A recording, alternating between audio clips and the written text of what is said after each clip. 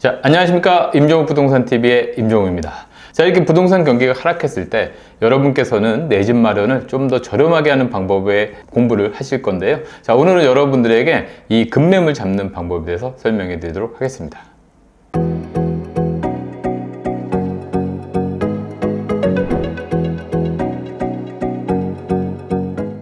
자, 첫 번째입니다. 원하는 지역의 아파트와 지역 공부를 좀 하셔야 됩니다. 자, 급매물이 나왔을 때 시간을 들이거나 또는 이게 급매물인지 아닌지 모르신다라면 급매물이 나와도 잡을 수가 없죠. 그래서 내가 살고 있는 지역이나 또는 살고자 하는 지역에 대해서 공부를 좀 더 하시고요. 그 지역의 아파트들 중에서 어느 정도 수준에서 나오면 급매물이다라는 어떤 인식을 가지셔야 됩니다. 그래서 최근에는 이런 유튜브들도 상당히 좀 많고요. 그리고 또 플랫폼들이 많이 나와 있기 때문에 해당 지역과 아파트에 대해서 공부를 좀 하셔야지만 급매물이 나왔을 때 급매물을 잡을 수 있다. 이렇게 말씀드릴 수 있겠습니다.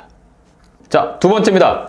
계약금이 준비되어 있어야 됩니다. 사실 그냥 전보만 원하시는 분들도 있죠. 부동산에서도 이분이 그냥 전보만 원하시는 분이신지 아니면 정말 매매할 의사가 있는지 그것에 대해서 급매물이 났을 때 연락을 하게 됩니다. 그래서 내가 급매물을 원한다라는 걸 정확하게 얘기하기에 부동산에다가 계약금도 준비되어 있다라는 것을 알려주셔야 되겠죠. 보통 일반 통상적으로 계약금은 매매가의 10% 정도 되기 때문에 내가 살려고 하는 아파트가 뭐 한 5억 정도 한다라고 하면 5천만 원 정도의 현금이 보유되고 있어야 됩니다. 그래서 부동산에다가도 급매물을 의뢰하실 때 계약금 바로 준비되어 있으니 연락만 주시면 바로 쏘겠습니다 라고 하는 이런 신호를 주셔야 됩니다. 자, 세 번째입니다. 중개사무소 종류가 많습니다. 뭐 예를 들어서요, 부동산 중에서도 아파트뿐만 아니라 뭐 상가라든가 여러 가지 부동산이 있죠. 그렇기 때문에 내가 아파트를 매매를 하시려고 하신다라고 하면 아파트를 취급하는 부동산 그 안에서도요, 매물이 주로 나오는 부동산이 있고 또 손님이 주로 오는 부동산이 있습니다. 자, 그런데 급매물을 잡기 위해서는요, 매물이 많이 나오는 부동산에 의뢰를 하시는 것이 급매물을 잡을 수가 있습니다. 예를 들어서요, 인터넷을 이렇게 보시다 보면 광고를 잘하는 부동산이 있는데, 자, 광고를 많이 하는 부동산은 매물보다는 손님이 많은 부동산입니다.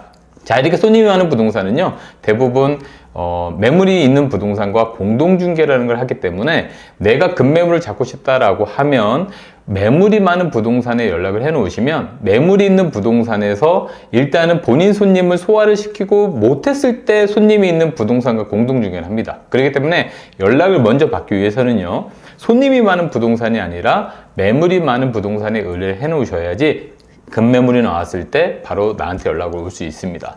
자, 보통 급매물 나온 부동산을 어떻게 하느냐, 일단 첫 번째, 싸게 나왔을 때는 내가 이거를 살까? 라는 고민을 하게 됩니다. 그래서 내가 여의치 못한다 그러면 정말 가깝게 있는 친인척, 형제들한테 이거 급매물 나왔는데 어떻게 해보실 의향이 있냐 이렇게 물어보고, 그래도 안 됐을 때 사실 어떻게 보면 손님한테 연락을 한다고 볼 수 있죠. 근데 손님 중에서도 나의 직접 손님과 그리고 다른 부동산의 간접 손님이 있기 때문에 일단 첫 번째로는 직접 손님한테 연락할 수밖에 없습니다. 그래서 우리가 급매물을 만나기 위해서는 매물이 많은 부동산에 연락을 해야 된다, 이렇게 보시면 되겠습니다. 자, 네 번째입니다. 수수료를 넉넉하게 준다고 하십시오. 자, 수수료를 넉넉하게 준다라는 건요, 공인중개사법에도 사실 초과 수수료를 받지 않습니다. 그래서 뭐 중개사 중에서는 초과 수수료를 받을 수도 있겠지만 넉넉하게 준다라는 건요, 결론적으로는 내가 법정에서 정해진 수수료를 깎지 않겠다는 뜻이기도 합니다. 그렇기 때문에 수수료를 깎지 않겠다라는 뜻을 비춤으로써 부동산에서도 제일 먼저 연락을 받을 수 있는 그런 기회가 있다는 것이죠. 그래서 수수료를 깎지 않겠다라는 신호를 좀 더 적극적으로 주시겠다 이러면 좋을 것 같습니다. 자, 다섯 번째입니다. 가격을 너무 후려치지 마십시오. 자, 사실 지금 인터넷상에 보시면 50% 이하로 거래된 아파트들도 속출하고 있습니다. 자, 그래서 나도 역시나 50% 이하로 거래하고 싶어서 해당 부동산에 방문하거나 또는 전화를 하게 됩니다. 하지만 시장에 가보시면요, 진짜 이렇게 50% 이하로 거래된 물건들이 거의 없다고 보시면 됩니다. 사실 50% 이하로 거래된 것들이 진짜 중개거래가 있는 경우도 물론 있겠지만 뭐 증여라든가 다른 의미에서 거래된 사례들이 상당히 많기 때문에 사실 너무 이게 가격을 후려치는 것보다 시장에서 내가 어느 정도 거품이 빠진 가격 정도면 매수할 의사가 있다는 걸 보여줬을 때 협상이라는 게 가능합니다. 그래서 시장, 내가 처음에 말씀드린 것처럼요, 지역과 아파트를 공부하셔서요, 적당한 시세가 된다고 하시면 그 가격에는 매수할 의사가 있으면 정확하게 비춰주시는 것이 무엇보다 중요하겠습니다. 자, 6번째, 얻은 만큼 베풀어 주십시오. 자, 이렇게 싸게 급매물을 잡을 때 매도자 역시도 어떠한 사정에 의해서 매물을 내놓게 되겠죠. 그런데 그 사정이라는 게 뭐 급전이 필요해서 빠른 회전이 필요하다, 빠른 현금이 필요하다라고 하면 잔금일자를 땡겨준다거나 또는 만약에 집에 어떤 하자가 있는데 수리할 수 있는 하자라면 이 수리할 수 있는 하자에 대해서 원래 민법상으로는 매도자가 다 책임을 져야 됩니다. 하지만 싸게 사는 대신에 그 하자 부분은 매수자가 정리할 테니 빨리 싸게 주시고 빨리 나가시고 그렇게 하셔라 라고 협상을 해서 내가 싸게 가는 대신에 뭔가 베풀 수 있는 건 베품으로써 이렇게 협상이 될 수 있도록 하는 것도 굉장히 중요한 포인트다, 이렇게 보시면 되겠습니다. 자, 7번째입니다. 너무 많은 중개사들한테 의뢰하지 마십시오. 서두에 말씀드린 것처럼 매물이 많은 부동산에 몇 군데 의뢰하시면 됩니다. 자, 매물이 많은 부동산뿐만 아니라 인터넷상에 본 부동산에도 계속 의뢰를 하셔서 결국에는 이 공동 중개망에서는 손님이 많은 것처럼 보일 수가 있습니다. 자, 보통 일반적으로 한 사람이 의뢰했지만 부동산에서는 각각의 다른 사람으로 인지돼서 이 공동 중개망에 손님이 있다라고 계속 뜰 수 있습니다. 그렇다면 매도자 입장에서도 손님이 많으니까 가격 절충이 잘 되지 않을 수 있다라는 것이죠. 그래서 많은 부동산에 의뢰하기보다도 처음에 말씀드린 것처럼 매물이 많을 만한 부동산에 몇 군데 의뢰함으로써 급매물을 잡을 수 있는 기회를 포착하시는 것이 무엇보다 중요하겠습니다. 자, 8번째입니다. 실거주인지 갭 투자인지 정확하게 표현해 주신 것이 좋습니다. 뭐 이래도 되고 저래도 되고 라고 흐리멍텅하게 얘기하시다가는 급매물 잡기가 어렵습니다. 내가 실거주를 한다라고 하면 지금 살고 계시는 분이 나가는 날짜와 내 날짜가 또 맞아야 되고 대출도 맞아야 되고 여러 가지 맞출 수 있는 것이 많습니다. 그렇기 때문에 실거주 입장에서 중개를 하셔야 될 것들이 있고요. 그리고 갭 투자라면 현재 세입자를 그대로 승계를 받거나 또는 매도인이 원래 거주를 했지만 또 전세로 전환해서 거주하는 경우도 있기 때문에 갭 투자라고 한다라고 하면 빠르게 잔금을 치를 수 있고 또 빠르게 움직일 수도 있습니다. 하지만 내 사정이 실거주를 해야 된다라고 하면 거기에 맞춰서 또 움직이니까 의뢰하실 때 실거주인지 또는 갭 투자인지 정확하게 의뢰를 하시는 것이 무엇보다 중요합니다. 자, 9번째, 되게 중요합니다. 급매물에 현혹돼서 권리 분석을 제대로 안 하고 무턱대고 계약금만 쏘게 되면 굉장히 큰 낭패를 볼 수도 있습니다.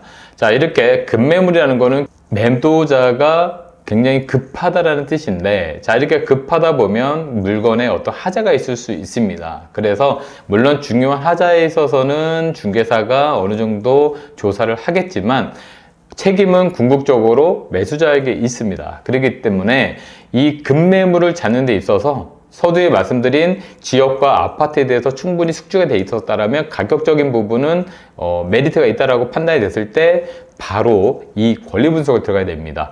여러분들 등기부등본 잘 아실 것 같은데요.